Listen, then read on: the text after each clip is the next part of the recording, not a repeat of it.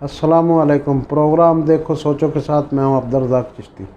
नाज़रीन, supreme court of Pakistan ने justice Faez ईसा case का फ़ैसला सुनाते हुए सदर पाकिस्तान की तरफ से भेजे हुए रेफरेंस को मनसूख कर दिया, जबकि इस मामले को FBI federal board of revenue के सपुर्द करते हुए उसे अपनी तहकीकात 60 दिन के अंदर मुकम्मल करने का हुक्म दिया है। फ़ैसले के नताइज और इसके हवाले से तबसरा जो है, इस पर तो हम बाद में बात करेंगे और देखेंगे कि इसके नताइज क्या होंगे और इसके नताइज किसको भुगतना पड़ेंगे बिलाखिर। लेकिन इससे पहले ज़रूरी है कि हम इस फ़ैसले के मज़ीद अहम नुकात और उन नुकात को किस तरीके से मनमानी तशरीह करते हुए मीडिया के अंदर हमारे सहाफ़ियों ने और हमारे नामवर वकला जिनमें से ज़्यादातर जो थे वो इस पिटीशन में फ़रीक थे और जस्टिस काज़ी फ़ाइज़ ईसा के मौक़िफ़ के हामी थे, उन्होंने किस तरह से पेश किया। इस फ़ैसले के पहले नुक्ते में इस फ़ैसले के अंदर जो नुकात हैं उनमें ये कहा गया है कि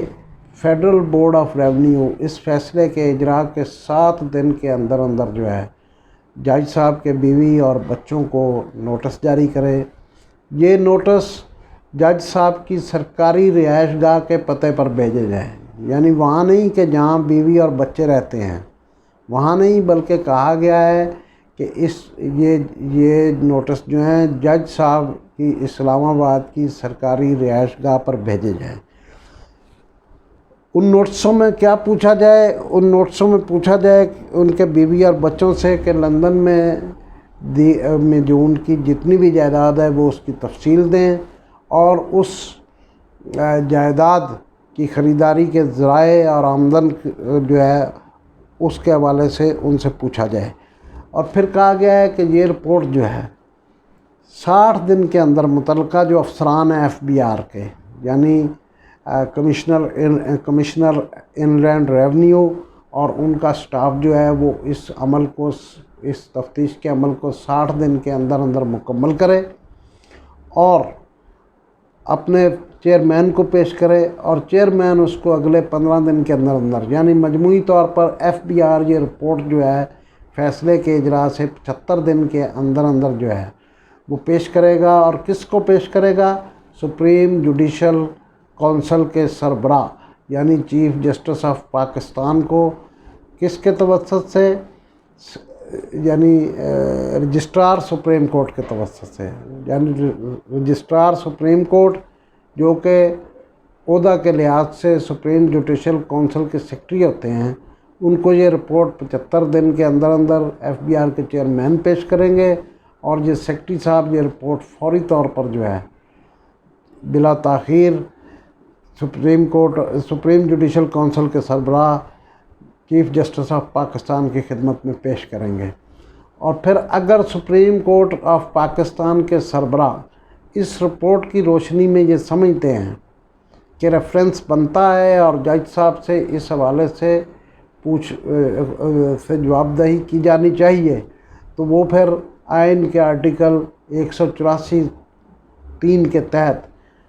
सुप्रीम जुडिशल कौंसिल को तहत खुद इख्तियारात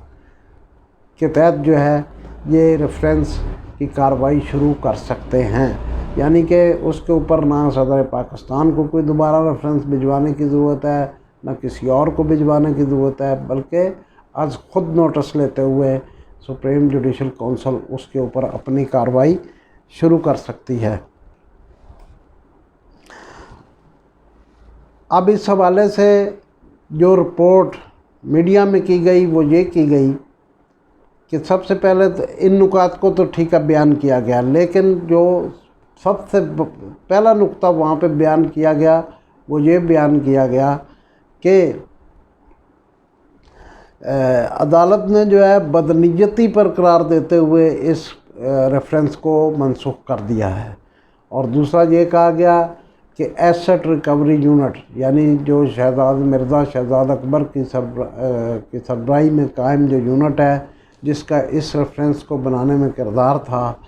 اس کو جو ہے غیر قانونی اور غیر اخلاقی قرار دے دیا گیا ہے، جبکہ ایسی اس مختصر فیصلے کے اندر کوئی بات نہیں کی گئی۔ تفصیلی فیصلے میں آگے چل کر کیا کہا جائے گا وہ ایک دوسری بات ہے، اور اس وقت جب یہ اس کی تفصیلات آئیں گی تو اس کے اندر پھر دیکھا جائے گا کہ کیا کہتی ہے عدالت۔ لیکن ایک مختصر فیصلے میں جو آج جاری کیا گیا اس فیصلے کے اندر ان دو نکات کا کوئی ذکر نہیں ہے، لیکن ہمارے میڈیا کے دوستوں نے اس چیز کو بڑے دھڑلے سے بیان کیا، اور ہمارے وکلاء نے بھی جو ہے اس کو بہت اچھالا اس چیز کو، اور کہا کہ اب جو ہے کیونکہ بدنیتی پر قرار دے دیا گیا ہے یہ فیصلہ، تو اب اس کا جو ہے نتیجہ ہو سکتا ہے کہ حکومت کو گھر جانا پڑے، جبکہ مختصر فیصلے کے اندر اس چیز کی کسی قسم اس قسم کا کوئی اشارہ نہیں ملتا۔ لیکن اب اور دونوں طرف سے جو ہے یعنی کہ اور پھر مٹھائیاں بانٹی جا رہی ہیں۔ اب کیا ہو رہا ہے اس کے اوپر، اب ہم اس پر آتے ہیں کہ اس پر ہو کیا رہا ہے۔ ہو یہ رہا ہے کہ جو ہے اس وکلاء جو ہیں اور جسٹس قاضی فائز عیسیٰ کے لوگ جو ہیں وہ بالکل اسی طرح سے مٹھائیاں بانٹ رہے ہیں جس طرح سے پاناما کیس کے اندر جو تھا اس وقت کے وزیر اعظم میاں نواز شریف کے خلاف جب پاناما کیس کا پہلا فیصلہ آیا تھا تو اس پر مٹھائیاں بانٹی گئی تھیں، لیکن بعد میں وہ مٹھائیاں انہیں کافی مہنگی پڑیں۔ کہا جا رہا ہے کس بنیاد پر مٹھائی بانٹی جا رہی ہے، کہا جا رہا ہے کہ اس فیصلے کے نتیجے میں جج صاحب بالکل مکمل طور پر بری الذمہ ہو گئے ہیں، جبکہ ہم سمجھتے ہیں کہ ایسی کوئی بات نہیں ہے۔ یہ مقدمہ بڑے ہی دلچسپ مرحلے میں اس وقت داخل ہو چکا ہے، اور ہم سمجھتے ہیں کہ اس کی مثال ایسے ہی ہے کہ جیسے کسی نچلی عدالت کے فیصلے کو کوئی اعلیٰ عدالت جو ہے کسی نچلی عدالت کے فیصلے کو جس کو جو ہے کسی دوسرے ادارے کی طرف یا کسی کی طرف جو ہے ریمانڈ کر دے اور کہے کہ اس کی دوبارہ تفتیش کی جائے۔ اس سے زیادہ اس فیصلے کو میں نہیں سمجھتا کہ کوئی حیثیت ہے، اور عدالت کے مختصر فیصلے میں اب بھی جو اختیار دیا گیا ہے اور یہ جو معاملہ ہے ریفرنس کا، یہ جس کی صوابدید پر چھوڑا گیا ہے وہ سپریم جوڈیشل کونسل کے سربراہ کی صوابدید پر چھوڑا گیا ہے کہ اگر سپریم جوڈیشل کونسل کے سربراہ یعنی chief justice of Pakistan FBR کی رپورٹ آنے کے بعد اس نتیجے پر پہنچتے ہیں کہ ریفرنس بنتا ہے اور جج سے جواب دہی ہونی چاہیے، تو وہ اس حوالے سے جو ہے جج صاحب کے اوپر ریفرنس کو چلا سکتے ہیں۔ اسی طرح اگر ان کے حامیوں کے اس موقف کو تسلیم کر لیا جائے کہ جی جج صاحب کو بالکل بری الذمہ قرار دے دیا گیا ہے اور اب FBR جانے اور جج صاحب کے بیوی اور بچے جانے، اگر ایسی بات ہوتی تو پھر کبھی ہم سمجھتے ہیں کہ سپریم کورٹ آف پاکستان جو ہے اپنے فیصلے میں یہ نہ کہتی کہ ان کے بیوی بچے، وہ تو لندن رہ رہے ہیں کافی عرصے سے، اس ملک سے باہر رہ رہے ہیں، شاید انہوں نے وہاں کی شہریتیں بھی حاصل کر رکھی ہوں، اور وہ اب اپنے آپ کو جج صاحب کے زیر کفالت بھی نہیں سمجھتے، اور جج صاحب بھی کہتے ہیں کہ وہ میرے زیر کفالت نہیں ہیں، تو پھر جو لوگ زیر کفالت نہ ہوں تو ان کے نام نوٹس جو ہیں کسی ایسے شخص کے گھر کیسے بھیجے جا سکتے ہیں جو ان سے لا تعلقی کا اظہار کر رہا ہو۔ لہذا عدالت نے یہ حکم دے کر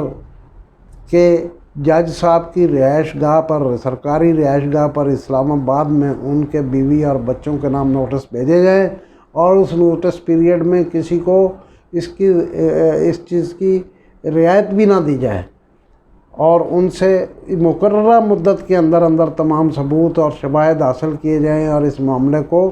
مکمل کیا جائے۔ تو اس سے جو ہے اس تاکید سے پتہ چلتا ہے کہ ابھی تک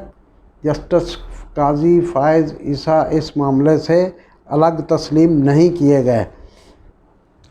حکومت کا بھیجا ہوا ریفرنس ضرور منسوخ ہوا ہے، لیکن جج اس کا مطلب یہ نہیں ہے کہ عدالت نے جو ہے جج صاحب کو بالکل معصوم تسلیم کر لیا ہے۔ در حقیقت اس فیصلے کو مزید تحقیق کے لیے ہے، یعنی عدالت جو ہے دیکھا جائے تو جس طریقے سے ریفرنس بنا کر بھیجا گیا ہے انہوں نے اس کو، اور ٹیکنیکل بنیادوں پر ہی جسٹس قاضی فائز عیسیٰ صاحب نے اس ریفرنس کو ٹیکنیکل بنیادوں پر ہی چیلنج کیا تھا، اور ہم سمجھتے ہیں کہ عدالت نے ان کے ٹیکنیکل پوائنٹس کی بنیاد پر ان کو اتنا ریلیف ضرور دیا ہے کہ صدر پاکستان کے بنائے ہوئے اور حکومت کے بنائے ہوئے ریفرنس کو جو ہے فی الحال منسوخ کر دیا ہے، اور ایک متعلقہ ادارہ جو ہے جو کہ جائیداد اور ٹیکس اور ان معاملات کو دیکھتا ہے، اس کی رپورٹ کو تسلیم کا یا قابل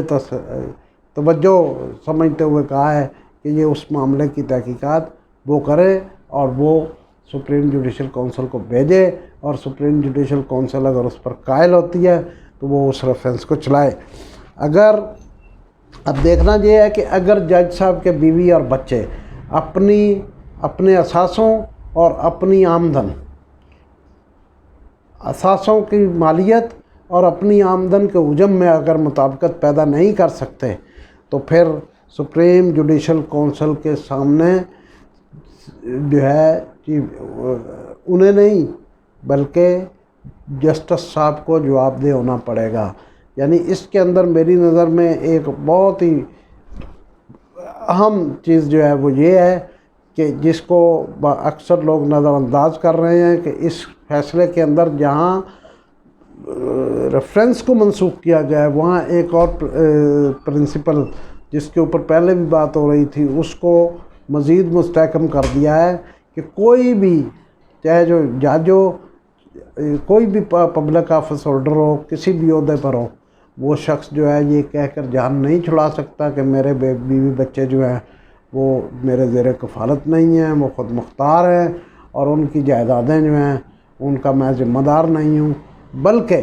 اگر اس کے بیوی بچے جو ہیں وہ ان کو جسٹیفائی نہیں کر پاتے کہ یہ جائیدادیں جو ہیں انہوں نے جائز ذرائع سے حاصل کی ہیں تو الٹیمیٹلی اس کا جواب اس پبلک آفس ہولڈر کو ہی دینا پڑے گا۔ اور اس کیس میں بھی سپریم کورٹ نے جو ہے سپریم جوڈیشل کونسل کو یہ معاملہ بھیج کر یہ طے کر دیا ہے کہ اگر جج صاحب کے بیوی اور بچے ان اثاثوں کو جائز ثابت نہ کر سکے اور ان کی آمدنی اور اثاثوں میں مطابقت نہ ہوئی تو اس کا جواب بالآخر سپریم جوڈیشل کونسل کے سامنے جج صاحب کو ہی دینا پڑے گا اور انہی کو اس کے اس کے جو ہے کانسیکوینسز بھگتنے پڑیں گے۔ گویا کہ یہ معاملہ اب سپریم جوڈیشل کونسل کی ثوابدید پر ہے، اور ہم یہ توقع رکھتے ہیں کہ فریقین اور ہمارا میڈیا جو ہے اس حوالے سے اب بھی ذمہ داری کا ثبوت دے گا، اور جس طرح کے تبصرے اس فیصلے کے فوراً بعد کیے گئے اور انتشار پھیلانے کی کوشش کی گئی اس سے وہ باز رہیں گے۔ ہماری دعا ہے کہ اللہ تعالیٰ ہمارے ملک پر رحم کرے، ہم سب پر رحم کرے اور ہم سب کو توفیق دے کہ ہم ایک دوسرے پر رحم کریں۔ اس کے ساتھ ہی اگلی ویڈیو تک دیجیے اجازت۔ اللہ حافظ۔